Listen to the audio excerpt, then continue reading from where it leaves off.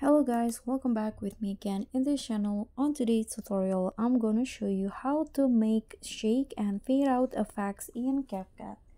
So first, just add your clips or photos to CapCut. Then click on the first photo in here. I'm using photo. Go to animation and under the in category, find the swoosh animation. Then add it to your clip.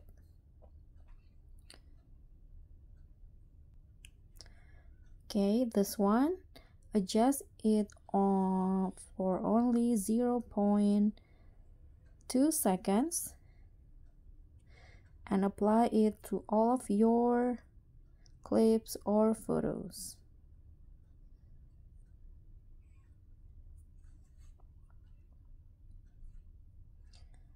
Oops, sorry.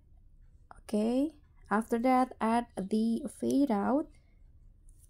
Click on the first photo animation out and then choose fade out. So add the fade out for 0.4 seconds, then apply it to all of your clips. So after it's done, your edits will look like this.